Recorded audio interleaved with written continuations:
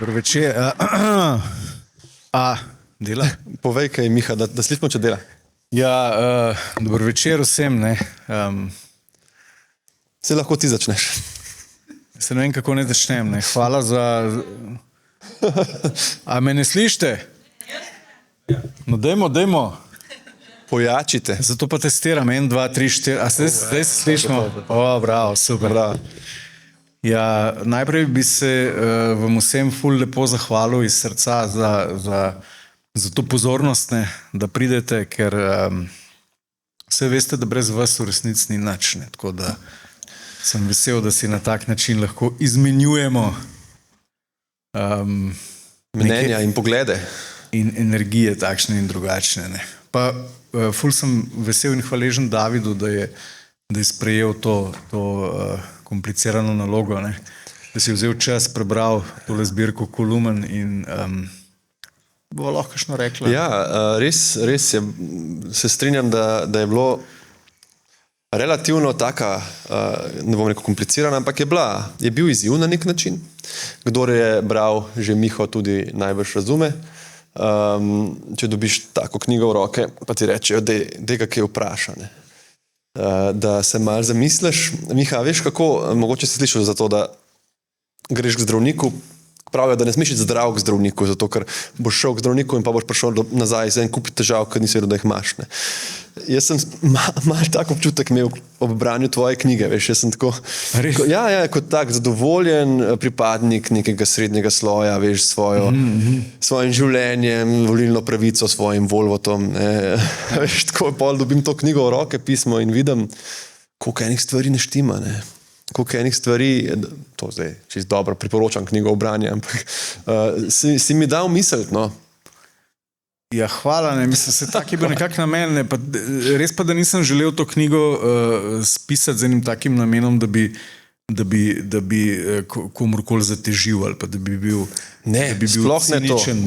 Sploh ne tako, ampak veš tako, sej tudi zdravnik, ne, če greš pa si dobro počutiš, pa ti reče, oprosti, zdaj imaš pa malo zamaščena jetra, sej jih imaš res, ne, a veš, sam nisi vedel. Na ta način sem jaz doživel tvojo knjigo, ne. Ja, hvala, ne, to je pa eden boljših komplimentov, ko sem v življenju slišal. S tem, da za tvoje jetra me ne skrbi, ker sem prebral tudi tvojo knjigo Notranji pir. In tisto pa sploh priporočam, ker se mi zdi, take literature manjka v naši državi. Krasni novi spet, a ti lahko še nekaj priznam. Sem nekje do polovice knjige prišel, preden sem dojel, da ni naslov Krasni novi svet. Sem malo površno prebral naslovnico, no. Krasni novi spet, če še kdo tudi ne ve od vas. In tukaj piše šopek teorij zarote. Najbrž nisi na ta način predstavil uredniku Dela, ko si se menil za kolumne. Ma ne veš kaj, to sem pa, ja, v bistvu so teorije zarote, ne, zato ker, kaj pa vem, čistko je, ne, da jaz sem pravzaprav ponosen na to, da so teorije zarote, ne, ker se mi zdi, da živimo v enem času, ker nam mediji ves čas servirajo neke ready-made produkte, ne, skratka neke produkte, ki nas avtomatično postavijo v vlogo gledalca z določene pozicije, ki nam določijo naše moštvo, ki nam določijo pravila igre in pač jaz ne želim na tak način funkcionirati, ne, ker me to v bistvu ne samo dolgočasi, ampak me tudi straši tak način poročanja in mislim, da se nahajamo v eni zelo zanimivi informacijski realnosti, ki se je še niti dobro ne zavedamo, niti je ne znamo uporabljati, niti se ne znamo navigirati v njej, tako da jaz sem pač poskušal mesečno po nekih svojih impulzih ujeti ta trenutek tega lajfa na tem svetu skozi stvari, ki so me ganile brez kakšnega posebnega reda, ne. Zdaj pa seveda ene določene teme, ki me žulijo, mečkam ponavljajo. Ja, ene par stvari je, ki se verjetno, če bereš mesečno, niti ne opadiš, ko pa imaš vse na kupu, pa vidiš par teh žuljev, no, ki bova tudi šla čez. Zdaj si že super začel z mediji mal in to je tudi moja v bistvu prva iztočnica. Zdaj jaz sem se tako zamislil, no, da malo naredimo en plan. Najprej uvod. Dragi gledalci in gledalke in poslušalci in poslušalke, res dobrodošli še enkrat tukaj z nama, super, da ste z nama. Na tej epizodi podcasta Umetnost lenarjenja, ki je hkrati tudi knjižni dogodek, predstavitev knjige Krasni novi spet. Jaz bi začel, Miha, tam, kjer se vse začne in konča, to je pri tehnologiji. Pol bova šla pa preko politike do denarja, kot se v naši državi vedno naredi, a ne? In končala mogoče na neki človeški noti. Okay. Medije si že omenil, jaz bi tukaj kar začel, to je to, ne bom uvoda, ne bom raztegoval preveč, pa te nekaj predstavljal, pa tako nekaj, se mi zdi to brez veze. Bova rajš se posvetila vsebini. Omenil si mal eno tako kritiko medijem, ne? Pa vendar, ne, če gledam, kaj si tudi napisal v knjigi. In to je, da ima ena epizoda podcasta Joe Rogana, in to niti ne najbolj popularna, ampak tako ena poljubna epizoda, povprečna 28krat večjo gledanost kot najbolj gledan termin CNN. Kaj pa si o tem misliš? A je to izjema za Ameriko?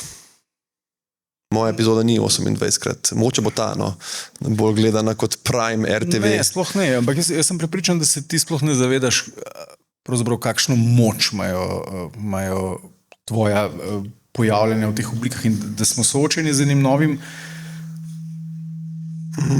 umetna inteligenca. Da smo soočeni z enimi novimi medijskimi načini, a ne? Ki jih pravzaprav sploh še ne znamo. Mal si umaknil, mogoče takole. Ki jih sploh še ne znamo, a bo? Ja. Ki jih sploh še ne znamo misliti, ki jih sploh še ne znamo uporabljati, ali pa če greva počasno, bom povedal zelo enostavno. Jaz sem človek, ki prihaja iz 90-ih let. Ne? Tam v 90-ih recimo sem začel misliti, pa brati stvari, pa tako v času študija, pa tako, ampak tam je bil ena taka medijska dieta enega študenta je bila zelo simpel. Ne? Pač v soboto si prebral sobotno prilogo, ne? Pa si prebral prilogo Večera, pa si prebral prilogo Dnevnika, mogoče preletu, pa si pol enkrat na teden prebral Mladino, pa si vsak mesec enkrat vzel na stranišče Demokracijo, da si vedel, a veš, da nisi bil zelo tako.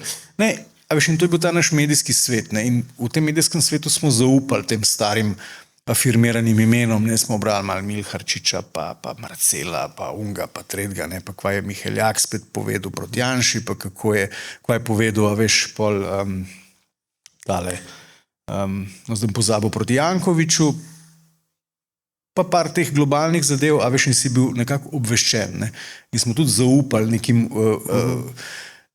nekim imenom, zaupali smo nekim medijskim znamkam, ampak to je bila ena taka zelo naivna pozicija, danes ugotavljam. Ne? Pa se je pa ta prostor razširil, ne? Pa smo pa kar naenkrat dobili socialne medije in kupenih digitalnih medijev, potem smo dobili podcaste, ki imajo nekateri, bom rekel, nekaj 10krat presegajo doseg največjih medijev, ki jih je človeštvo doslej poznalo, ne?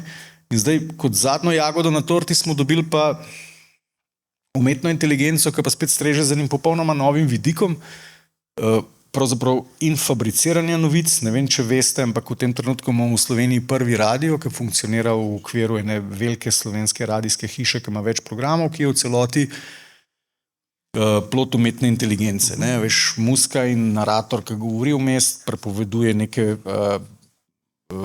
relativno čisto ok puhlice, ki jih domisli in izvede umetna inteligenca. Ne? In še en vidik se mi zdi zelo pomemben, ne? Da v tem trenutku mi vse, kar vidimo, obstaja ena velika verjetnost, da je to, kar vidimo, naredila tudi umetna inteligenca. Ne? Vsaj danes videl na Instagramu 50 prizorov, za katere nisem bil ziher, dejansko reproducirajo neko resničnost, ali je to nekaj, kar se ni zgodilo. Skratka, neka prihodnost informacije je tako bizarna, da si ti v bistvu začutil neko stvar. Veš, čist biokemično so se v meni sprožila neka čustva v zvezi z nečem, kar se mogoče sploh ni zgodilo. Ne?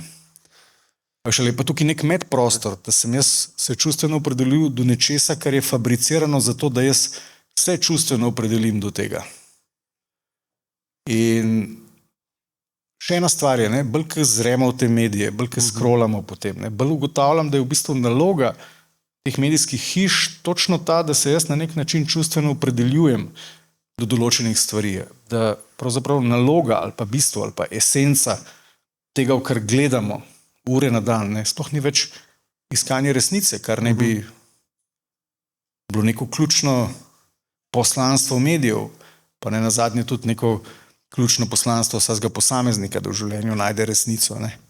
Ampak to, kar si rekel, se mi zdi, da mogoče razume en res pravi novinar, bom rekel pravi v smislu teh, ki jih zelo spoštujem, ki so sposobni tudi napisati neko koherentno, globoko, lepo, razumljivo reportažo, ki ti odpre nek svet in ki razumejo, da je to v bistvu služba človeštva in resnice. Ampak jaz mislim, da nekdo, ki odpre svoj podcast in ta podcast eksplodira in zagotovo so nekateri podcasti, ki so družbeno odgovorni in so strokovnjaki, jih vodijo in tako naprej. Ampak veš, mene tukaj dejansko skrbi ta izguba vloge, med drugim tudi izguba vloge urednika. Ker veš, vseeno, ne? Zdaj bom jaz tle prebral. Ne. Tebe ne? Ne. To je ful dobra tema. Ne, no, povej. Mene absolutno ne. Zato, ker, veš kaj ti bom citiral Boštjana Videmška, pa malo tole zacen, v bistvu ne bom citiral, ker bom uporabljal Videmšek prav, da se v širokem loku poščije, jaz bom rekel pa, da se v širokem loku poserjem na urednike. Zato, ker sem imel cel življenje opravka z uredniki. Ne? Ker uredniki so v eni veliki meri eni na stroko izgovarjajoči se aparatčiki, ki pravzaprav plasirajo neko agendo po diktatu nekih centrov moči. A veš, toliko sem že star, da vem, kaj so uredniki počeli. A veš, ko se vlada zamenja, uredniki vstanejo, ko se zamenja sistem, ko pride do velikih sistemskih rušitev, vse uredniki v resnici vstanejo. Veš, konec koncev, jaz se spomnim v osnovni šoli, kaj se je zgodilo z mojimi avtoritetami. Razumeš, jaz sem v 7. razredu dobil ukor, ker sem v Tita streljal tiste, a veš, kaj narediš pihavnik iz nalivnega peresa, pač lump sem bil, ne, pa sem v maršala Tita, ki smo ga imeli takrat v razredu kot veliko avtoriteto. Misliš sliko ali prav maršala Tita? Ne, v sliko. Zanimiva zgodba bi bila. Ja, nisem bil, to je pa Marko Brecelj ustrelil takrat Dimitrija Rupla, dejansko. Ne, sem streljal in sem dobil ukor. Ne.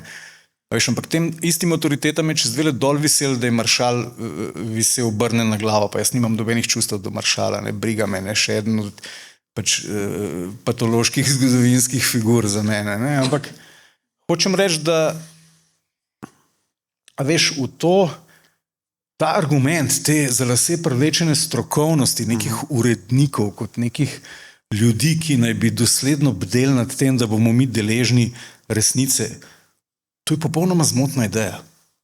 Ker, a veš, tudi znotraj javnega medija, kaj dela urednik informativnega programa? Skrbi, da bodo njegovi zaposleni po urniku prepisvali agencijske novice. Kdo kreira agencijske novice? Kdo je lastnik portfelja, v katerih obstajajo te agencije? Veš, te stvari je treba zasledovati. Zakaj v luči iskanja resnice nikoli ne dobimo teh podatkov? Od strokovnih oseb, ker na novinarskih združenjih si podelujejo pol nagrade za iskanje resnice, ne? In kar smo bili lani deležni, je bilo še največja komedija, ki je novinarsko društvo podelilo nagrado novinarju, ki je sesul tisto bogoherto Kosmina, neko SP privatnico tamle iz Krasa, ne, ki ima promet mogoče 200 € na mesec, ne, kje so zdaj vsi raziskovalni novinarji, ki se dogajajo milijardne pizdarije na tem svetu, ne. Kje so uredniki, katerih služba je, da mi pridemo do teh informacij, ne. Ja, še smo da to naivno idejo. V strani službici, za katero se bojijo, ne, na svoji uredniški plački, ki je 30% viška od plače enega novinarja. Toliko stane resnica. Jaz imam to naivno idejo, veš, da nekdo, kot ti lepo pišeš, ne, kako v tem svetu radi skrbijo za nas, ne, da ne smeš ti, recimo, ne zaupajo ti, da boš vrgel stran. Štofelc, ne, mora biti pretrjen zdaj po evropski uredbi, da boš ga vrgel v koš, o tem tudi pišeš. Ampak, a veš, ta neka moja ideja, da vseeno obstaja nek standard, ki ga mora nekdo doseči, da pride na televizijo.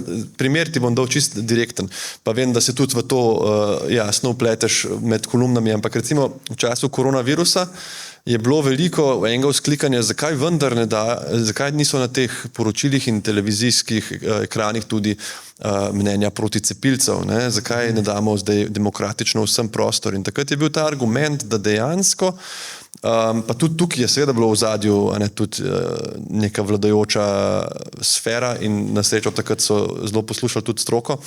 Ampak veš, je bil argument, tisti, ki ima argument, tisti, ki ima neke podlage za svoje argumente, bo dobil medijski prostor. Ne? Ja.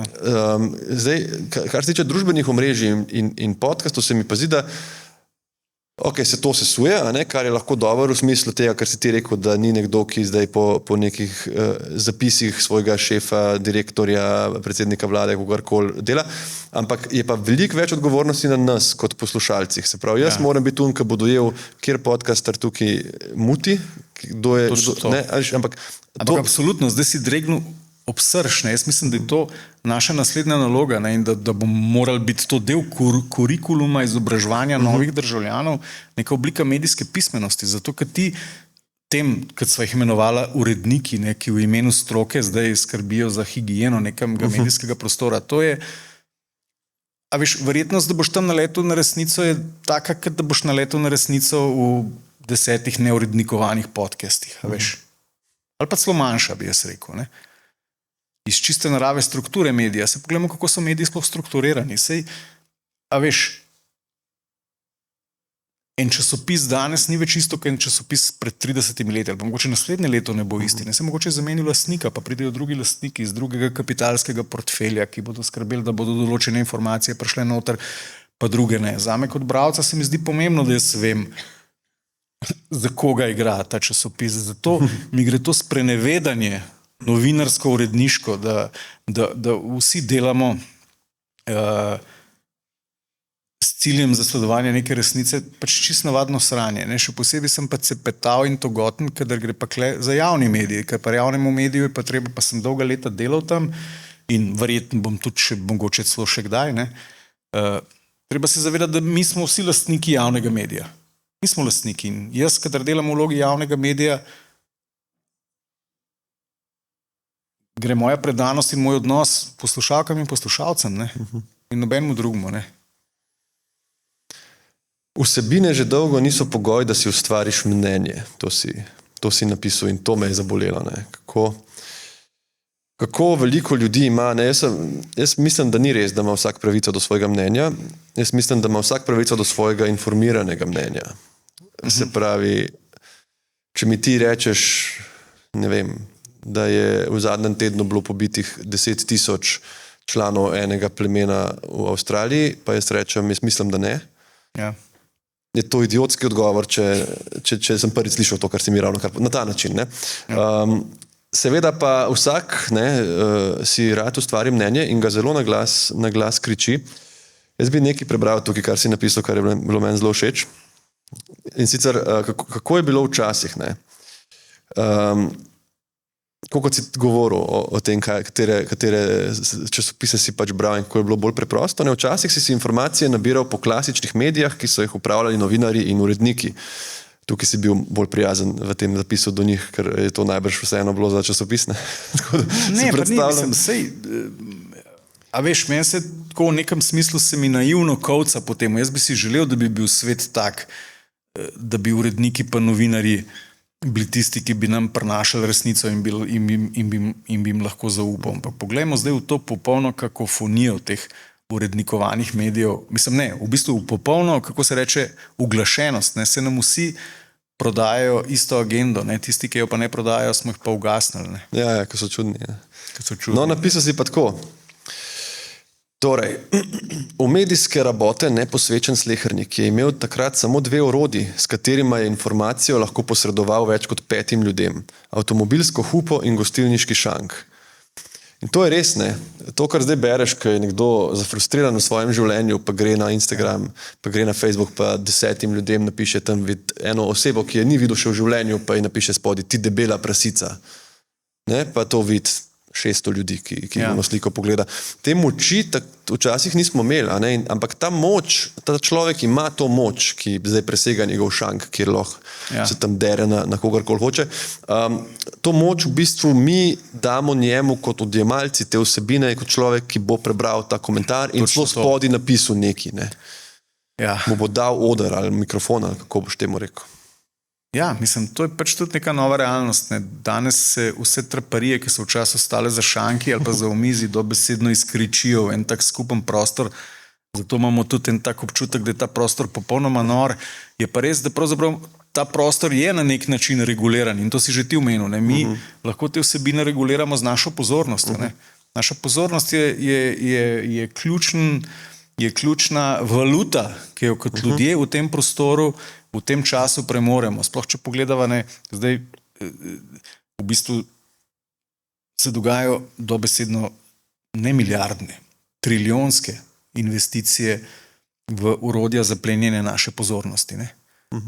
Ne? In to je point. To je ta trenutek, poleg vojaške industrije, verjetno ta drugi največji biznis na tem planetu, je plenjenje naše pozornosti, zato ker to ni kar tako. Zdaj, če greva milo, težje se mi zdi tudi.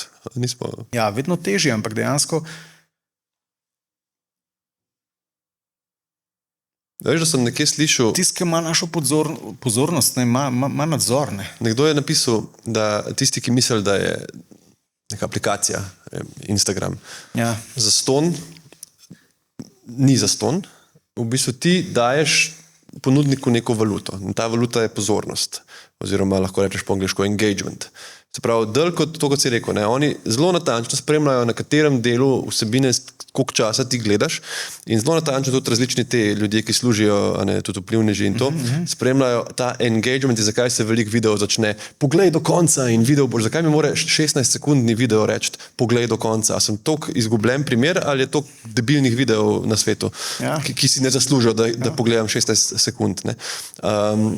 Nisem še videl recimo kakšne resne reportaže ali pa kakšnega članka v sobotni prilogi, kjer bi pisali, prosim preber do konca, ker to na koncu bom pa res dober bo. Bom povedal point. Ja, ko boš užival, sam preber. Ne.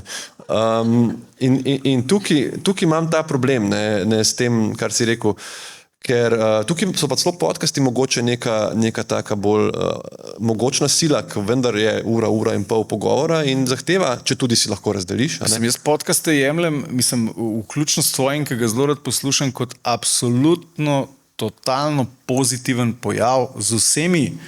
Vse veš, tudi podcasti imajo cel spekter. Imaš podcaste, s katerimi se morda ne strinjaš z izbiro gostov ali pa z agendo ali pa svetonazori, ki jih podpirajo. Ne? Ampak imaš pa ogromen kvalitetnih vsebin in vsaj do mene, pa sem vnet poslušalec podcastov že par let, se mi zdi, da so najpametnejše vsebine prišle ravno po tem kanalu. No. Da jih vidim kot nek tak pozitiven pojav. No. Jaz mislim, da je tukaj ključno to, kar si rekel, neka kritičnost in pismenost človeka, ki jih konzumira. Ja. A veš, ker vendarle ne, je res, da ta človek ima nenadoma recimo 40,000 ogledov na enem podcastu, ima neko moč, ima nek vpliv. In zdaj, kaj bo on s tem naredil? A veš, nisem prepričan, da vsak, oziroma sem prepričan, da ne vsak, ki slučajno naleti na tak vpliv, ker to je velika tudi igra slučaja. Nekdo je dober v nečem, ampak vedno je zraven sreča, da postaneš viralen. Ne? Ja. In sem prepričan, da niso vsi zelo zamišljeni v to svojo moč in sprejemajo to odgovornost in si mislijo, zdaj pa, veš, moram 3krat pomisliti, kva bom rekel. Ne? Ja, vem, o čem govoriš. Ne. Ti recimo, tukaj ne se reče Bob, recimo Joe Rogan primer, ne, ja, kot največji podcaster tega planeta, ne, ali pa nam znanega vesolja. Ne. Lahko bi se z različnih zornih kotov ocenili, da je parkrat ustrelil kozla. Ne. Recimo takrat v COVID-u je bila velika afera, ki je povabil enega anticepivca, ampak spet, a veš, na dolgi rok se je pa zgodba izkazala, da se tudi gospod ni povedal samih neumnosti. Takrat je bila to silna afera in tako naprej. Potem pred volitvami zadnjimi ameriškimi je bil zelo glasen, zato ker je pač dal Donaldu Trumpu prostor. In je, 3 ure ali koliko sta govorila. 3 ure sta govorila in mislim, da je bil to, pa ne bom pretiraval, če je rekel, da je bil to najbolj gledan dogodek v zgodovini. Ne. Ja, ampak vseeno se mi zdi, da je pa z neko čist, pa, da ne bo pomote, tip gre meni ful na živce drugače, težko ga poslušam, ne vem, pač ni moj, po energiji mi ne ustreza ta ta ameriški način čudenja, neumnosti, mi na živce prenemo, ne? Ampak v bistvu pa cenim njegovo iskreno in večkrat tudi tako malo bimbasto radovednost. Vse to je podcast, ni to neka ta pristnost, ki se... Bolj me skrbi ena druga stvar, ki si jo prej omenil. Prej smo omenila ta Instagram feed. Ne? Veš, kaj mene tam skrbi? Veš, mi vedno govorimo o umetni inteligenci kot o nečem, kar se je zgodilo včeraj, oziroma predvčerajšnjem, oziroma je prišlo s ChatGPT-jem, ampak v resnici veš, teh algoritmov, ne, ki o nas vejo več kot, veš, ve naš psihiater, predvsem pa sami sebi, veš, se mi zdi, da čisto premalo govorimo, ne. Algoritem, tukaj sem si prav napisal, algoritem, famozni algoritem na nek način vladar sveta. Vsaj posameznikovega, ne, mojega, tvojega. Zdaj, če si predstavljaš ti, koliko časa preživi vsak od nas, ne vem za vas, jaz si ne upam pogledati unga screen time na telefonu, izklopil sem tista. Ja. Ampak koliko časa vsak od nas gleda recimo te zadeve in da ima ta algoritem praktično polno moč nad tem, kaj se bo meni pojavilo. To je, kot da bi ti, ko greš od doma do trgovine ali pa do službe, da bi nekomu dal moč, da ti pove točno, po kateri poti boš hodil, po katero smer boš obrnil glavo, pri kateri točki. Ker, veš, ta algoritem lahko spremeni vprašanje tega, bom jaz neko popoldne miren, jezen, vzburjen, ne vem, razočaran, je samo v tem, kaj mi on tam namiksa. Ne. In ta moč je, ti si napisal v knjigi tako, da ta moč algoritem žal pač ne uporablja odgovorno, ne? In si napisal, algoritmi namesto človeških kvalitet in kreposti zlorabljajo naše šibkosti. Slaboumni eksces ponujajo kot najbolj pomembnega, ker mislijo, da tako mislimo mi. Kar je pa tudi malo žalostno. Ne? Ja, to je malo žalostno, ampak verjetno na nek način resnično, ne? Ker v tem, mislim, k temu pouku medijske pismenosti, to so stvari, ki se mi zdi sproti zaveščamo. Jaz tudi sem šele zadnja leta začel o tem razmišljati, ne? Kako sploh marketing funkcionira, ne? Kjer kanal, če rečemo, da obstajata dve temeljni čustvi, ne? Eno je ljubezen, ne? Na drugi strani je pa strah, ne? Iz katerega kanala izvira marketing? Marketing vedno uporablja orodje strahu, nekaj te nagovarja z najlepšimi podobami, v resnici nagovarja nekaj, kar te manjka, nekaj, kar ti misliš, da bi mogel doseči, nekam, do kamor bi mogel ti priti. Ne.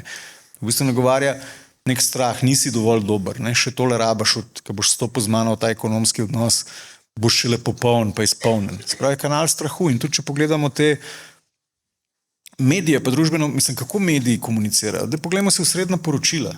To se izvira iz strahu, ne. Ja, se ne rabimo biti raketni znanstveniki, da bi pogruntali, veš, koliko zdaj gigabajtov informacije prehaja po nekem kanalu ljubezni, iskrenosti, resnice, koliko pa laži, manipulacije, kar so vse odvodi strahu, ne, če tako pogledamo. A je lahko rešitev detoks od teh novic in objav in ali je to v tem svetu, Miha, kjer so vojne in ubijanja otrok in vse grozote, a je sploh etično, da jaz zaprem za en teden novice? Seveda, da ni etično. Ne? Mislim, etično, neetično je pogledati stran, ne? Po eni strani. Ne? Po drugi strani je pa še bolj neetično se nekritično izpostavljati temu in to sprejemati kot neko normo. Ne? Mislim, meni se z vsako celico svoje biti kozla ob dejstvu, razumeš, da smo tako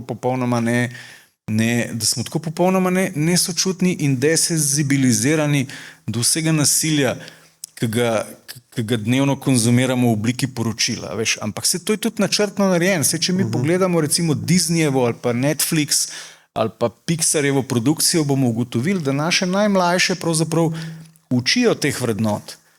Kdo je dober, kdo je slab in seveda, da se vsi konflikti rešijo z bojem in z nasiljem in da so junaki tisti, ki, bom rekel, ta medij konflikta, boja, ne, bitke, kung fuja, ne, na neki primitivni ravni in kasneje na ravni tako naprej najbolj obvladajo. In se mi zdi, da smo mi dejansko preparirani in tretirani, da svet percipiramo na tak način. Ne se drugače bi se nam, mislim, pa tudi, da stvari ne poimenujemo s tem imenom, kar je. Zakaj govorimo, da je to v Gazi konflikt?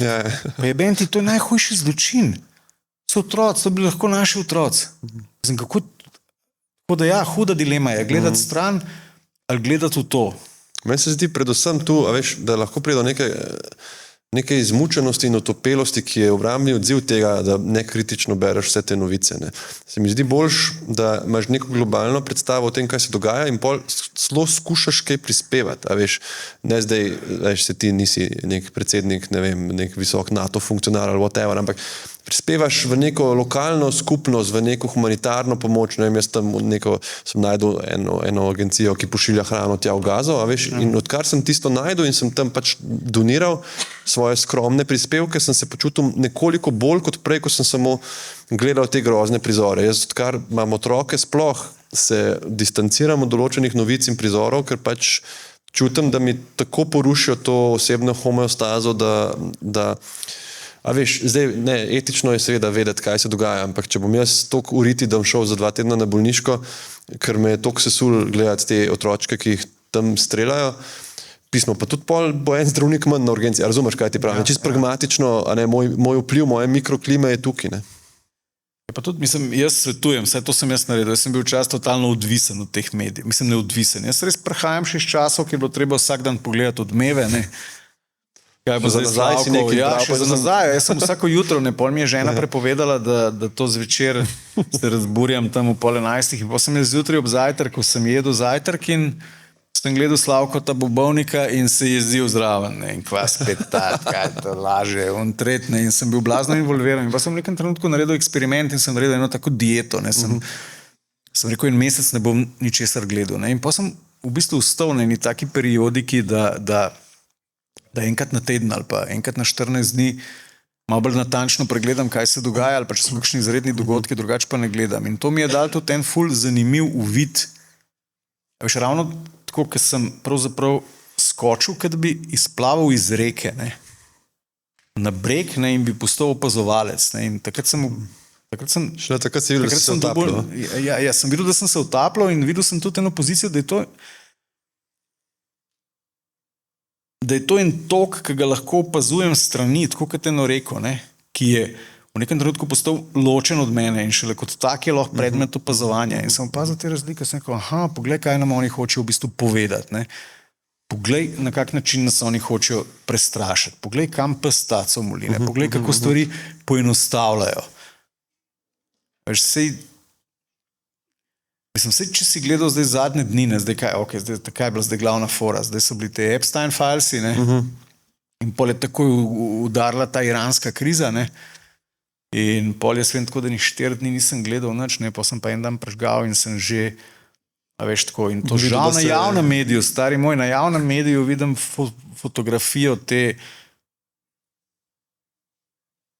Ursule von der Leyen in zgor je bil naslov Iran grožnja Evropski uniji. Naslednja novica pa Dončić se ločuje. Ja, Dončić se ločuje. A se vi zajebavate? Celo pred to. To se je meni zgodilo, kad si rekel, tako odpreš, kaj se kaj dogaja, recimo z nami, ne, kaj bo. In tako prva novica danes, Dončić se ločuje. No, ampak lej, vse to je grozno.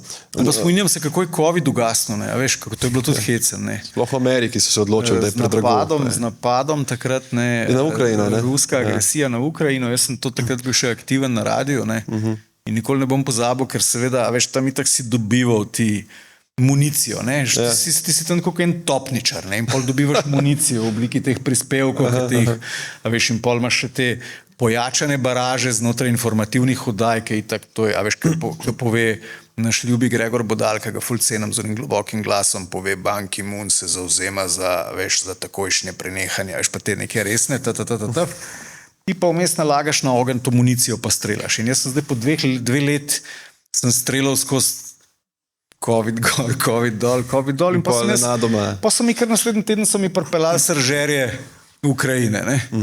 In vem, da je urednik privlekel enega modela s FDV, enega profesora, in to, ki je bil beden, da sem pozabil, kako mu je, ne mi zameriti. Mogoče je tukaj. Ja, ker je bil tak, ne upam, da ni, ne. Mislim, če pa je, ne se pa sam jav, ne, se mu upam to. Da vsaj vemo, kako mu je ime, ne. Mu upam to obraz povedati, ne.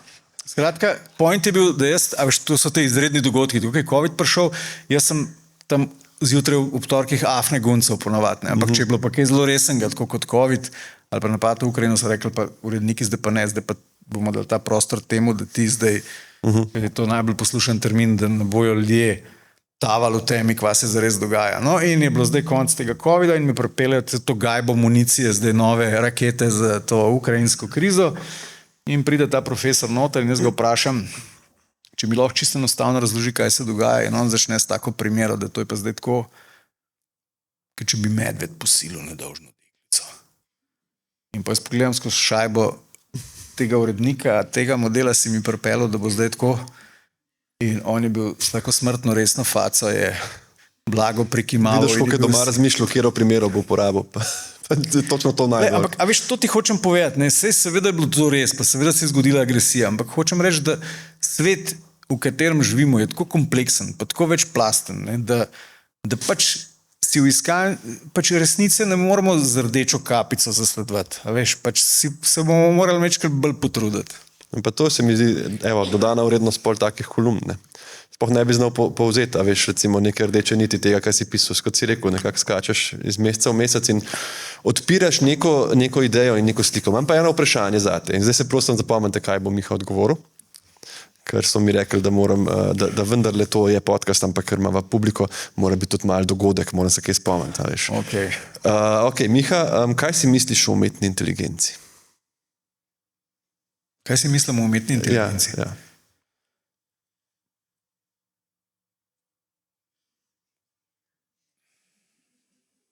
Da sem počasnejši od nje, ne.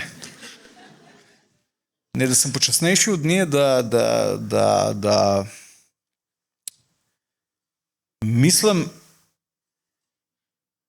mislim, da je to en tako kompleksen, pa tako pomemben mejnik v razvoju naše družbe ali pa v zatonu naše družbe, bomo videli, kam bo to vodilo, ne, da absolutno nimam kapacitet, da bi vse novosti, ki jih bo to prineslo v zelo kratkem času, oziroma jih je že bil sploh sposoben misliti. Ne.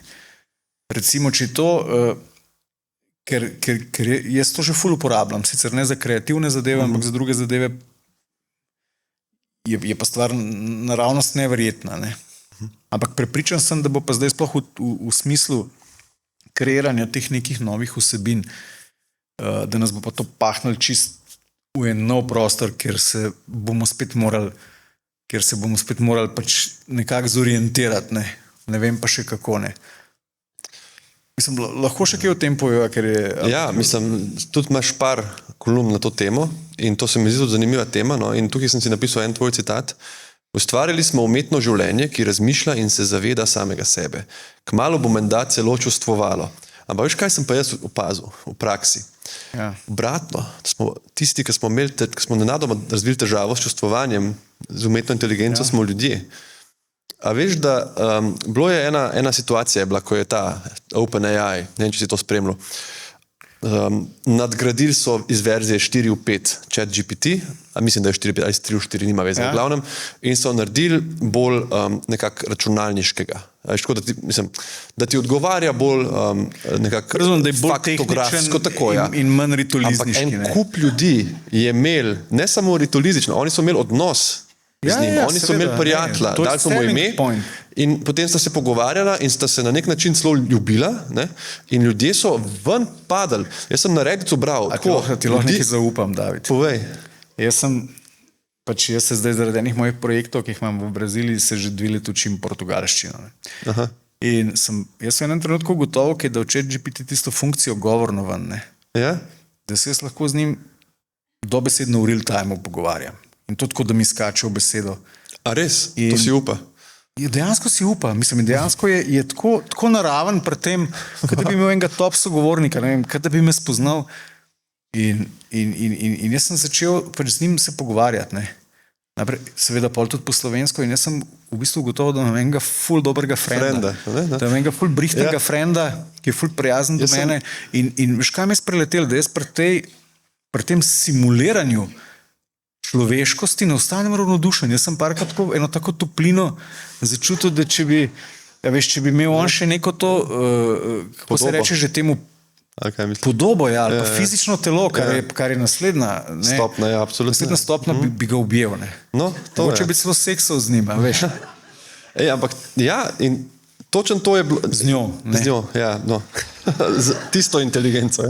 Ja.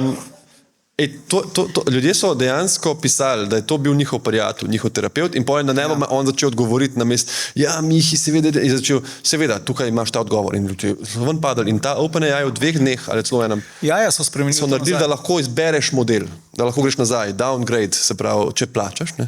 No, ampak zdaj si pa ti predstavljali, da obstajajo poslovne entitete v tem svetu, ne, ki lahko od upravljavcev teh algoritmov, pa socialnih medijev, pa drugih zajemalcev podatkov, kupijo totalno hude podatke o Davidu Zupančiču.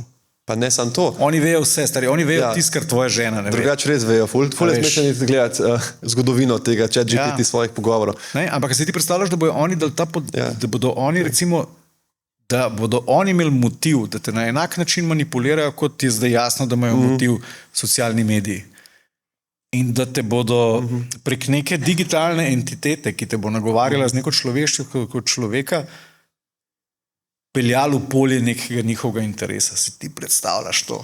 Pa ne samo to, oni lahko plasirajo, recimo, primer, par dni nazaj sem napisal vprašanje, zanima me, sem ti prej rekel, na urgenci sem imel enega bodybuilderja, ki se je z špikanjem steroidov spravil v neko gnojno okužbo. In mi je tam našteval, kaj vse jemlje, ne?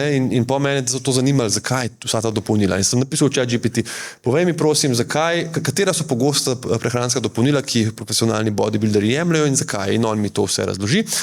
In na koncu mi napiše, tukaj je nekaj zanesljivih znamk. In jaz tisto preberem, veš, in sem bil tako pismo za trenutek, oprosti, a je to advertising? A je to ad, ali si ti raziskal, mislim, a je to on zdaj res tako pogledal, kaj ljudje pravijo, čeprav tudi na to se da vplivati, ne? Ja. Ali je njemu neka firma plačala, če te bo kdo vprašal, a veš, za vitamin B kompleks, daj nas, a veš, vršno. Mislim, a veš, jaz sem prepričan, da, a veš, mi zdaj dobivamo zastonj drogo, ne. Mi zdaj dobivamo testerje, ne. Da se navlečeš. Če se bomo mi navlekli, ne, recimo, da prvi znak, da sem navlečen, je bil prejšnji mesec, ker sem si plačal ChatGPT, ker mi pač ni več potegnila zastonjska verzija, to, kaj jaz rabam pozornosti. Jutri se lahko naprej pogovarjava. Ne. Ja, ampak zdaj valjda veva, da bojo oni razvili 1001 način, kako to monetizirati, ne, in da bojo imeli 101 stakeholderja, ki bo zraven. Tudi za ono telo, ki se bo lahko objemalo, boš mogel plačati, veš. Ampak vse po drugi strani, mislim pa, da sem eno kolumno pisal pa še ful pred leti, ker ni v tej knjigi, hvala Bogu, pa mogoče bilo fajn, da bi bila, ker sem pa tako bil ful prepričan, da je pa umetna inteligenca tist, kar nas lahko odreši, ne. Ja, pa sej, določene stvari ti odreši, ne. Ja, ampak glej, tudi nekaj je pa res, ne. Zdaj, a si ti predstavljaš, da bo ta inteligenca dovolj inteligentna, da bo znala ločiti zrnje od plev, ne. Ker če mi zdaj pogledava vse strežnike tega sveta, ne, bo ugotovila, da je verjetno 70% vse vsebine odpade na fotografije, pa videe nekih tičev, pa nekih ženskih pa moških spolovil. To je ocena ali podatek? To je neka ocena, ne? Ampak mislim, da je tudi podatek tak, da ogromen. Veš, pa neke pogrošne, pa TikTok filme, pa to. Ampak valjda bo inteligenca toliko inteligentna, da bo v enem trenutku rekla, pa vse, a veš, to je pa Leonardo da Vinci, ne? To je pa zdaj Tolstoj, to je pa zdaj Max Planck. Predstavljaš, da sem dobil idejo. Da bo ločila zrnje od plev, v kar pa jaz verjamem kot človek, ne, da vse presežnega, vse presežno, kar je prišlo po kanalu znanosti, umetnosti v človeštvo, je prišlo iz naslova dobrega. Ne? A veš, tudi Einstein nam je dal. Zdaj, ko si to govoril, sem dobil idejo, kako bi bilo fantastično, da bi obstajala neka aplikacija, ki bi jo lahko naložil na prvi, recimo, pametni telefon svojega otroka. Ja. In bi bila ta umetna inteligenca, kot si rekel, ki zna prečesati splet in ti bi njemu povedal, le jaz sem oče in to so naša načela, to so vrednote, otroke strtok. In ko bi otrok odpiral programe, videe, bi mu v real time un model zaprl in rekel, prosti mali, to pa ni za tvojo starost, lahko predlagam nekaj drugega, ta članek našel, če lahko vprašaš fotra. A veš, na ta način, a veš, da bi bil on moj friend, ki bi mi otroka lahko non-stop pazil, ker ne moreš skozi gledati v telefon. Ampak si mislim, da imaš ful takih produktov. Pa dobro, to je vse nekaj okorno, tam nekaj zaklepaš v ne aplikacije, valjda ne sme iti na, ne vem, neke pornografske strani, imaš ti zelo hude, a veš, neke vsebine, ki jih najdeš mimo teh strani, ne, jih najdeš na Instagramu. Razumem, da bi imel real time, vsak reel, vsak TikTok, preden bi ga on videl, bi analizirala ta inteligenca pa rekla, ne vem, brez veze, butasto, nevarno, ja, lahko, ne. A veš, si predstavljaš to, a? To bilo pa... Ampak se to ne rabijo samo naši otroci, jaz mislim, da bi mi to rabili. Ja, točno to. Veš, ja, si predstavljaš, da bi imel... Ja, ampak jaz sem prepričan, da bi se z nekimi ta pravimi navodili dal dovolj dobro sprogramirati umetno inteligenco, da bi bila lahko en tak fin moderator pri spremljanju newsfeeda, socialnih medijev. Ampak kako bi to, a veš, pa spet vprašanje, ne, človeštvo bi to res rabilo, ampak a bi sprejel, se da to monetizirati, a bi bilo zabavno, a bi sprožil dopamin, ma ne bi, ne. Čak en zatežen fotor. Fotru bi dal čas, da je še manj z otrokom, ne, kao se ga pas, ne. Ja. Jaz sem pa en trik tle sem si predstavljal, da mi dva sprovedeva in sicer sem vprašal ChatGPT slučajno tole. Predstavljaj si, da si Miha Šalehar. V njegovem slogu odgovori na to vprašanje, kot da je del intervjuja. Miha, kaj si misliš o umetni inteligenci?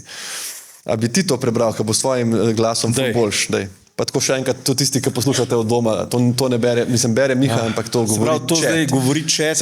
Chat se dela, da sem jaz. Tako, kaj si misliš o umetni inteligenci? Ja, veš, kako je z umetno inteligenco, ne? To je tako, kot da bi v bajto povabil enega novega cimra, ki je hkrati ful pameten in ful čuden. En dan ti zloži perilo, drug dan ti pa razlaga, da zna bolje od tebe živeti tvoje življenje. Po eni strani fascinantno, ker končno nekdo, ki razume navodila za pralni stroj, po drugi strani pa malo strašljivo, ker nobena mašina ne bi smela vedeti več o meni kot jaz sam. Čeprav, bodimo iskreni, včasih mi še sam ne vem, kaj hočem. Okay. AI je v bistvu en velik eksperiment. Mi smo tisti, ki upamo, da bo ratala neka cool, pametna pomočnica, ne pa Terminator verzija slovenske birokracije. In dokler je to orodje in ne Bog, smo ok. Sam problem je, ker mi ljudje radi naredimo Boga iz marsičesa. Sploh iz stvari, ki jih ne razumemo. Tako da ja, zanimivo, uporabno, fino, samo najdati volilne pravice in ključe od stanovanja. Vse ni slabo, ne? Pa ni, mislim, a veš, on ima dostop do 1000 tvojih intervjujev, veš, da zna pofejkati 3 stavke, ne? Ampak ja, res tako, Ja, čeprav mislim zdaj, a veš to, apropo volilne pravice, ne? Si lahko shraniš. Meni se zdi, da bi morali dati absolutno umetni inteligenci volilno pravico, ne? Ne vem, kaj naj rečem. Naslednje vprašanje. Te tvoje kolumne o tehnologiji so mi ful zabavne. Se tebi kdaj zgodi tako, da prideš domov, pa tako žena pripravi večerjo, pa se usedeta, da bosta jedla, pa reče, Miha, kakšno je bilo tvoj dan, pa se ti tako, veš, kaj sem razmišljal, avtomatične blagajne, pa ta razvoj družbe, a ne, kako je, pa je ona tako, Miha, če se meni to zgodi, se lahko malo vremenu pogovarjava, prosim. To se meni dogaja, ne. To se meni dogaja, večino mojih zapisov, knjig, ali pa tistega, ki ste risali, ki ste slišali po radiju, je bilo najprej testiranih na mojih najbližjih, ne, ker jaz... Zdaj sem se mogoče že malo poboljšal, ampak včasih sem veš človek, ki, mislim, to grti zdaj sem pa non-stop neki pizdi, ne. In točno tako je, jaz sem prišel doma, veš tiste avtomatične blagajne, to je noro, jaz verjetno znam biti kar... Ampak, veš to, ne, tukaj sem pa prav razmišljal, vse en malo druga generacija, ne, ampak včeraj sem šel 5 minut prej od doma na popoldansko službo na urgenco, da si bom kupil še v Šparu malco. 5 minut sem si dal, zato ker točno vem, kaj bom kupil, pa točno vem, da imajo one hitre blagajne. Ne. Ja. Ker jaz sem prav ponosen sem, kako jaz tja pridem na ono blagajno. Vsi za mano, a veš, kaj čakajo, si mislim, lejte zdaj to, veš, pak, z uro plačaš, bum, ven, imam e-račun, imam vse. Ne. In pol jaz prijem tja, ne, s tisto svojo solato in pred mano en gospod. Ne. Ja. Mislim, tako, vse blagajne so zasedene, ampak ta, ki se najbolj obesa... Gospod mojih let. Ne, je bil še malo starejši gospod, ja. In ta gospod, veš, najprej to, kar si ti lepo opisoval, ne, tisto neki artikel, ne vem, prihaja pomočnik, ne morem, teža ni prava in to, pa on se spravi plačevati, ne, pa kovančke, sploh ne vem več, kako zgleda gotovina, ne, on pa v kjero režo bo dal, pa to. In veš, da v tem trenutku, ko je tebe frustrirala ta tehnološka plat, je mene frustrirala človeška plat. Ne, mene je ta gospod, ki je sam hotel kupiti samo svoje zelje, je meni bilo tako pismo, veš, to je hitra blagajna, gremo. Ne. In pa sem zamudil tudi v službo. Ne. Ampak tukaj ti bom dal še eno istočnico. In prosim, Miha, lahko me pol v tem si pravico, da me uničeš, ker to bo zdaj taka malo kontroverzna istočnica. Okay. Jaz sem eden tistih ljudi, ki še vedno mislim, da nas ni veliko, ki bi podprl idejo, da se ukine gotovina v naši državi. Zakaj? Bolelo me je srce kot javni uslužbenec, ki plačo vleče iz davkov naše države in jih plačuje približno 50 do 60% mojih dohodkov gre nazaj. Me je bolelo srce, ko sem 2 leti nazaj prenavljal stanovanje in gledal obrtnike, ki so se perfurali z avti vrednosti skoraj mojega stanovanja. In prvo vprašanje je bilo, ali lahko na roko, ali lahko na cash, bo popust. Ne? Ja. In ti povem, da se mi zdi, da če bi ukinil ti gotovino v naši obrtniški državi, bi tam 10 milijard več v proračun padali iz nikjer. Sam iz tega, da bi folk začel plačevati po računu. Kar tiče pa nadzora, ne? Da pa bojo vsi vedeli, da sem jaz šel v Rovinj na dopust, pa si kupil kavo. Sej sem dal to na Instagram, mislim, to vsi vejo. Nisem vohun, nisem funkcionar, nisem serijski morilec, pa naj vejo, kje pijem kavo. No, izvoli, evo. A jaz zdaj ne se opredelim do tega. Mislim, lej, a veš kako ne, tako bom rekel, razumem, kaj mi želiš povedati in tudi jaz bi bil ful zagovornik take optimizacije, če ne bi bil po drugi strani totalen,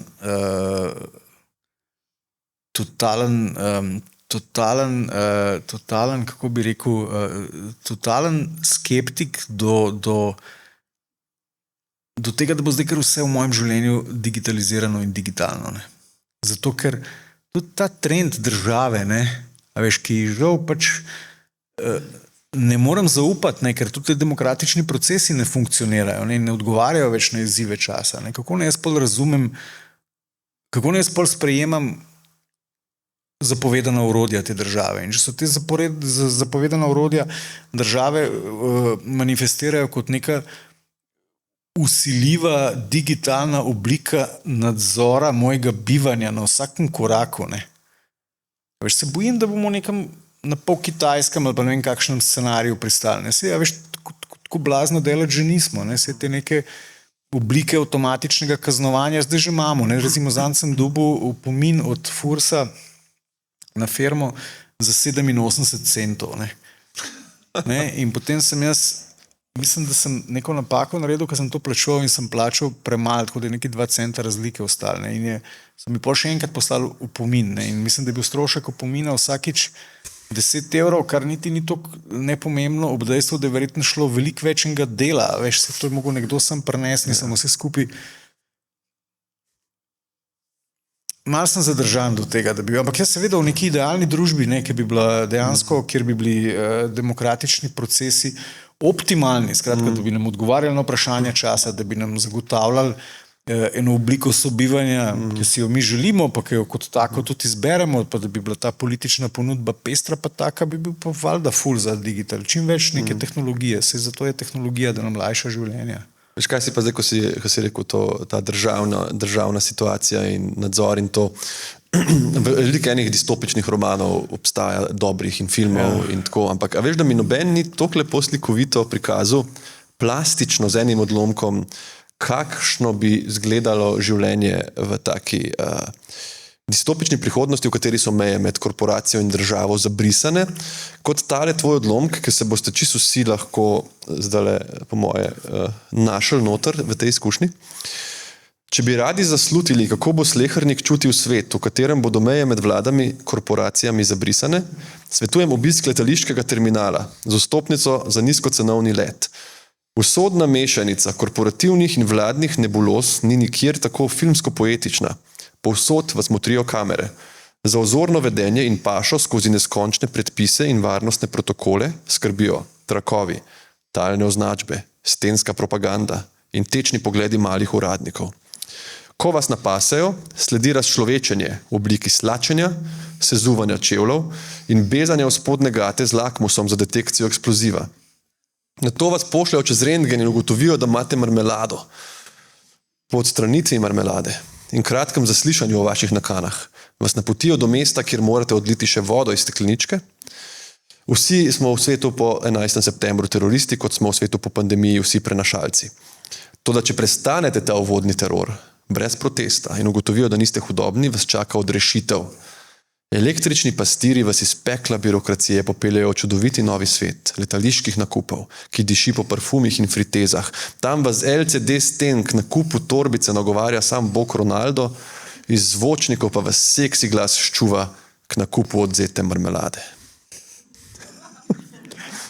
Ja, mislim, glej, se mi zdi, da na letališču, na letališču se je čist po nesreč manifestirali vse, kar si želijo. Ne? Po eni strani oblastniki, po drugi strani pa velike korporacije. Pa hkrati si mi želimo, ker to je občutek varnosti. A veš, če mene tako pregledajo, bojo tudi teroristi tako. Ne vem, če si jaz želim, da mi tam šarijo. Jaz sem pa tako vesel, kao, to bojo zdaj, noben ne bo prinesel noža gor, noben ne bo prinesel, jaz bom varen. Ne, veš tako kaj, imam. Če ono marmelado kupam na koncu. Veš kaj, ne, tukaj mislim, se mi ful lepo provociraš, ampak na to provokacijo ne bom nasedel.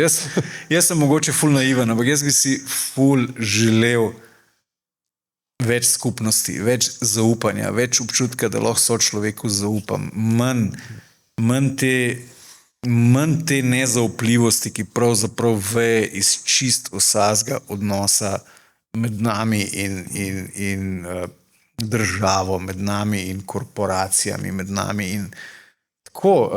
Se mi zdi, da je to tudi posledica tega v bistvu razčlovečenja naših življenj, ki je šlo v štric s tem bliskovitim napredkom. Kaj se nam zgodilo v času ene generacije pa pol? Veš, v času ene generacije pa pol smo izgubili stik z zemljo, izgubili smo stik s svojo naravo, s svojim okoljem, izgubili smo stik s skupnostjo.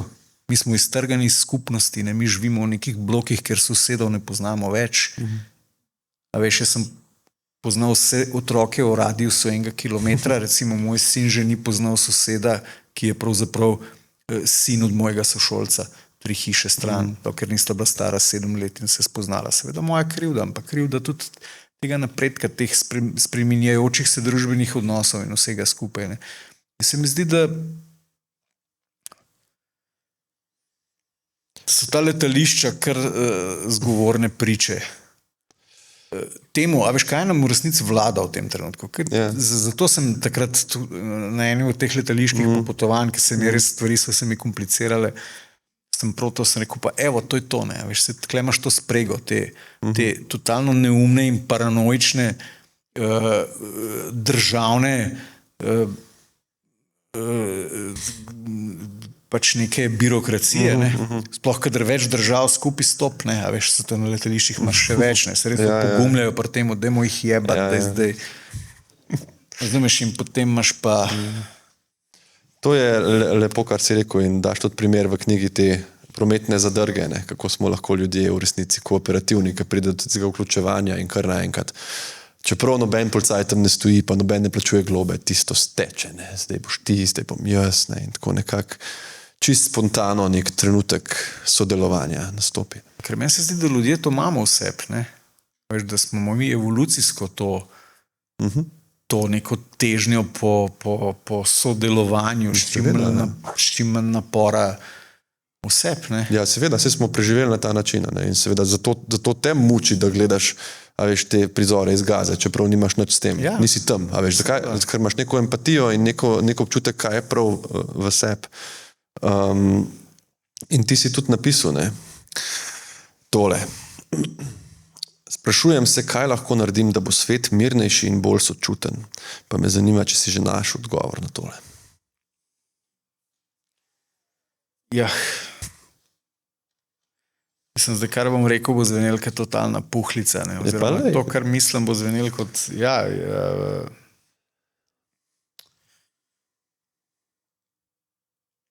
Mislim, da bo svet mirnejši in bolj sočuten, ne, moram najprej sam postati mirnejši in bolj sočuten, ne. Da pa sam postaneš mirnejši pa bolj sočuten, ne. Mora pa vsak človek skozi neke individualne procese soočanja z resnico, ki pa niso prijetni, ne. In se mi zdi, da je ravno to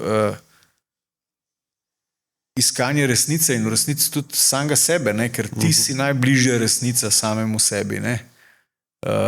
Nekaj, kar smo pravzaprav dolžni življenju vsi do zadnjega, ne, in da je to, da prevečkrat pristajamo na bližnjice pa ready-made produkte pa brendiranje, ki nas na koncu definira, ne, ampak v tej bližnjici izgubimo samega sebe pa izgubimo resnico, ne, tako da jaz poskušam nekako po tej poti stopati. Valjda se fulkrat zmotam, fulkrat padem, fulkrat govorim neumnosti, fulkrat povem traparije, fulkrat koga prizadanem, se probam pol upravičiti, ampak všeč mi je, a veš, da si začel iz stališča osebne odgovornosti in kaj lahko naredim jaz na sebi, da bom posegal v svet na boljši način, ker velikrat pade v ta odgovor neka ideja, kaj vse mora drugi, a veš, jaz bom mirnejši, če bo moj šef tak, moja žena taka, moje okolje taka, moje mesto, a veš. Točno to, bravo, dobro si to povedal. Ravno iz tega naslova se upiram, ne, mogoče tako kot tak, tudi, a veš, se ta tvoja ideja o digitalni valuti v resnici čisto ok. Zdaj so se zamenili. Upiram se zato, ker, a veš, je to spet neka, a veš, mi ves čas čakamo, kdaj bo prišel ta produkt boljšega življenja, nekaj, ko bomo lahko poklikali, ali pa ko bomo kupili v akciji, nas bo odrešil vsega hudega, ne. Ja. Ne bo prišel, ne. Nared ga, ne. V bistvu ga moramo sami narediti, ne. Jaz bom zdaj za konec končal z enim vprašanjem, ki si ga ti odprl, en od teh svojih kolumn, pa nisi odgovoril na njega. Pa mi se zdi zelo zanimiv, tako da ti dam zdaj prostor in čas, da to narediš. In sicer, spraševal si se ob nekem razmisleku o starem srednjem veku in o našem času, kako bodo čez 1000 let našemu veku rekli takrat sodobni ljudje. A imaš že kakšno idejo? Ne vem, te so že prežvečene, ne, digitalni srednji vek ali pa... Prežvečene, to pa prvi slišim. Mogoče... Novi srednji vek ali pa... Novi srednji vek. Ne, ampak ni zanimivo, ker se na vsako epoho, ne, če zgodovino razdelimo na desetletja ali pa še na manjše, a veš, imaš vedno za nazaj tak, ne, ti kot zdravnik te valjda preseneča, da so dohtarji še 80 let nazaj priporočali kajenje kot nekaj ful zdravega, da se umiriš, ne, ali pa... Ne, pa da so bili Paf, ki je prvi predlagal, da bi si razkuževali roke pred posegi. Res, tega človeka so zaprli v psihiatrično Semmelweisa. On je ugotovil, da sta dve bolnišnici, ne. Dve bolnišnici, mislim, da na Dunaju, v eni je smrtnost porodnic 6krat večja kot drugi. Ja. In pa je šel gledati in je ugotovil, da v tej, kjer je smrtnost večja, so študenti medicine hodili v porodno sobo izvajajo anatomije, kjer so bili na kadavrih. Ja. In je rekel, umite si roke, dobesedno je to rekel. Ja. Umite si roke, pa ne bo tega. In so bili čist, kako pa to, se to nevidne stvari, to ne. In tip je bil na koncu tragično zaprt in tudi umrl v tej psihiatrični. Von Semmelweis se je pisal, tako da taka zgodba, a veš, kaj se ti zdaj zdi bizarna. No in von Semmelweis je živel koliko? Ne, s temi letnicami. No, verjetno ni bilo več kot 200 let nazaj, ne? Ja, no, vsaj toliko je bilo, ampak ni to 1300 zdaj, da bi rekel, ne, a veš. To je bilo relativno pred kratkim, ne. Veš, v bistvu se najbolj bojim najbolj se bojim tega dejstva, da vsakič v zgodovini, ne, v danem trenutku zgodovine tisti, ki so najbolj proaktivni akterji, tako kot sva midva zdajle, ne. 1818 rojen. Evo, bravo. 1865. 200 let, ne. Čist si zadev, je. 200 let. Ne, fora je, da mi smo zdaj tukaj in zdaj, ne, in zdaj tukaj in zdaj mi mislimo, da so najbolj pametna. Tako, jaz upam, da bodo obstajale neke časovne kapsule, da bo zdaj, a veš, da bodo v nekem cloudu digitalizirane te vsebine, da bo tudi za arheologe tistega časa malo lažji, ne, ker mi dejansko ne vemo, kako so ljudje v srednjem veku mislili, se počutili, veš, ne, kaj so govorili pred cerkvijo, ne. Starja si videl vitraž, kako peklenšček žre, grešne duše. Bojo imeli druge težave. Ja, si predstavljaš srednji vek. Zakaj vsako kostje, ki ga najdemo, ima tako telefon, stegnem roko in kaj je to fora, ne vem. Ampak te principe pa isti. Če pogledaš srednjeveški princip, pa današnji princip si imel isti. Ti si imel neke centre moči, takrat so jo predstavljali to neka feudalna gospoda v spregi s cerkvijo, tako kot danes. Danes imamo pa neke korporativne entitete v spregi z digitalnimi temi občestvi, cerkvami. In isto je bilo takrat. Ti si mogel takrat ljudi dobiti na enem mestu in jih fino prestrašiti. S pridigom. Si predstavljaš srednjeveškega človeka, ki ni v življenju videl knjige, črke, prebral, Gutenberg, še stoletje je manjkalo, da bo on svoj tiskalni stroj izumil. In vse, kar je videl od medijev, je videl tisti vitraž, pa tisti kip, kako peklenšček žaga. Veš, da je v Bogu. Veš, da je v Bogu. Jaz sem tudi svojo zaključno misel zbral iz knjige, eno, ki se me je dotaknila, in sicer mislim, da si na eno variacijo tole že povedal danes. Ne smemo pozabiti, da so mračnejša poglavja človeške zgodovine vedno temeljila prav na ljudeh, ki ne znajo ločiti tistega, kar je prav, od tistega, kar je po pravilih. In jaz upam, da za vse nas, da bomo v tem krasnem novem svetu obdržali to temeljno modrost in kljub vsem tem distrakcijam v bistvu delali prav. Tako da za tale del, Miha, najlepša hvala. In seveda pa bom dal besedo tudi publiki, če ima kdo kakšno vprašanje. Najprej mogoče en aplavz za Miha. Hvala tudi vam za besedo. Mi je bilo tole zdaj veliko veselje. Zdaj pa, če ima kdo še kakšno vprašanje, če boste dvignili roko, bo prišel do vas mikrofon. Pil sem več vode kot ChatGPT, ko je ta odgovor planiral, ker sem jedel pico za kosilo in sem čist žejen. A ima kdo kakšno vprašanje? Kdor ima vprašanje, mu Mladinska knjiga podari Mihovo knjigo. Ne, se ponavadi se ful odpre, samo eden mora vprašati. Ja, pa kar naenkrat. Ja. Mogoče so pa dobesedno vse povedala. Tole je eno vprašanje.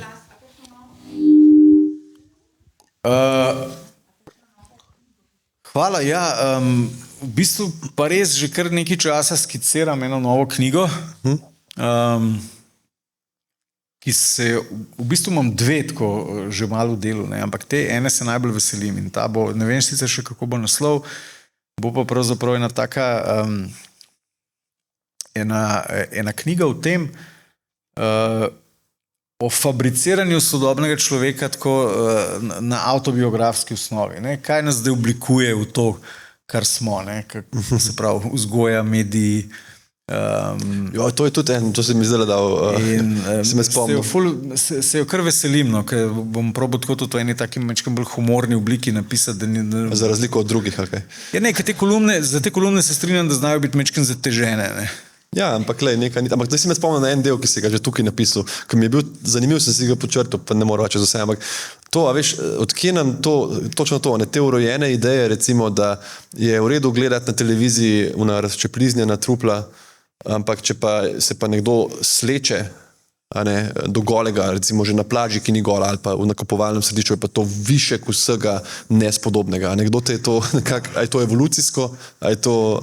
Ne, jaz mislim, da ni evolucijsko. Mislim, te tabuji so pač jih podedujemo, ali ne? Ja, jih podedujemo, so stvar enega družbenega konsenza. In se pravi, te stvari niso tukaj in niso fiksne. Te stvari so totalno variabilne. In sploh ni nujno, da so take. Na televiziji ne bom videl, recimo, ženske bradavice.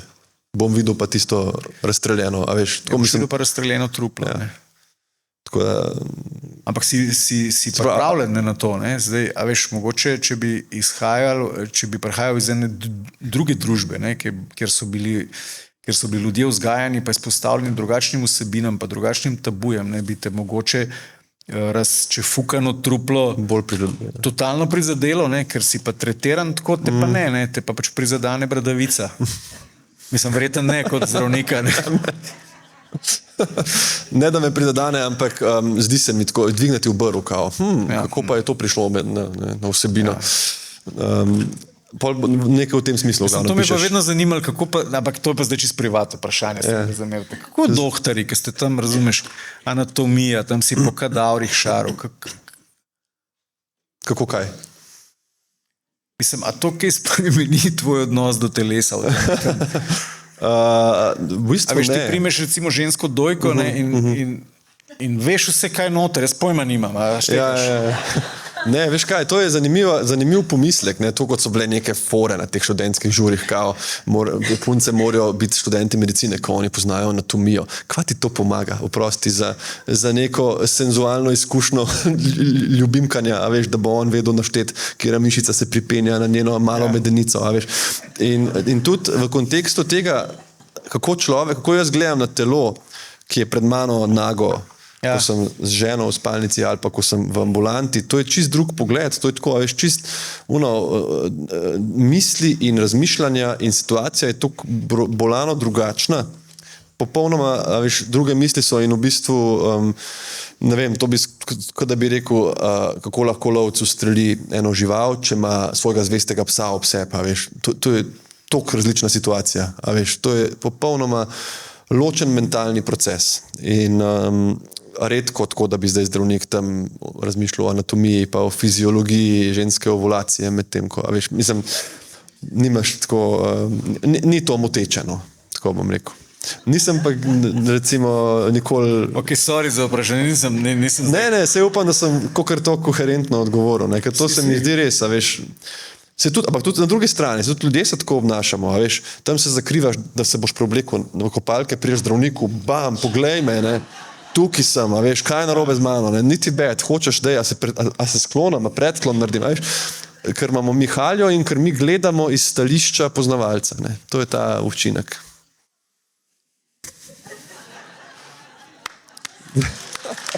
Hvala, David.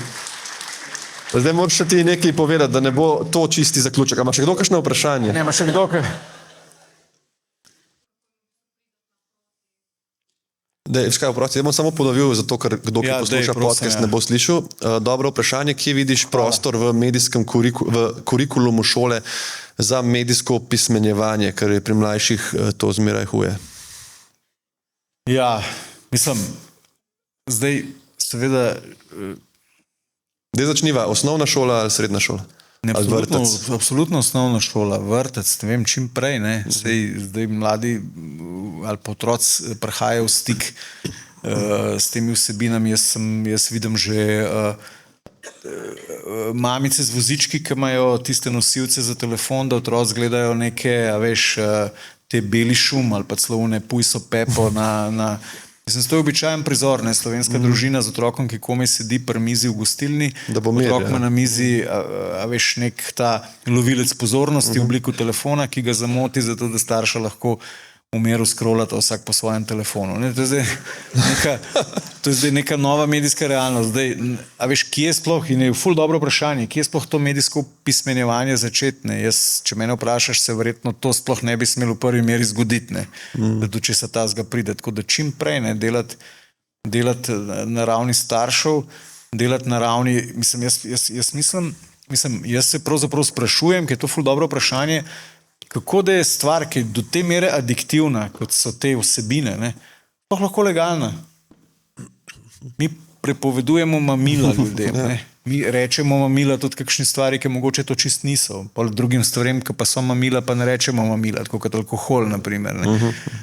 Zdaj, kako je s temi digitalnimi vsebinami, ne vem, ampak jaz sem prepričan, da bi morali to šolske kurikulume dati čim prej in to predmet, ne, kako, na kakšen način konzumirati, ne, sem zdaj, kdo bo pa ta predmet organiziral, ne, spet, a zaupamo državi. Ja. A zaupamo državi. Zaupamo ministrstvu za šolstvo. Pa do tega, kako izjemno pomembno poslanstvo je poslanstvo učitelja, pa primerjaš pol tudi s plačami in situacijo, ki je v državah. Ne, absolutno, mislim, ne, se strinjam, ne. Ljudi, ki vzgajajo bitja naše prihodnosti, bi morali plačevati v zlato. Kar grozljivo. Res. In je pravzaprav grozljivo, da jih ne. Res, še enkrat hvala vsem, ki ste prišli ob center Ljubljane, ki vsi vemo, da je najlepše mesto na svetu. Miha ga poimenuje v knjigi malo drugače in sicer najbolj zazidljivo mesto na svetu. Tako, če kdo dvomi, da je duhovita knjiga. Hvala, ker ste prišli poslušati, pa hvala vsem, ki poslušate po spletu. In hvala seveda Mihanu za ta pogovor.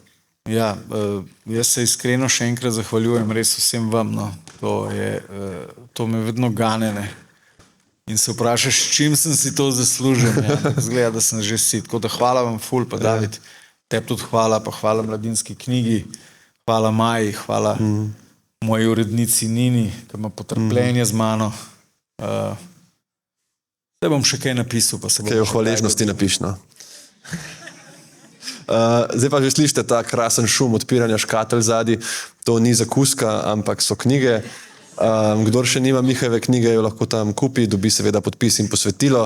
In kdor bi sploh rad danes tako dobrodušno podpiral slovenske literate, lahko tudi kakšno mojo knjigo tudi tam kupite. No, tudi jaz podpisujem, tako da hvala lepa.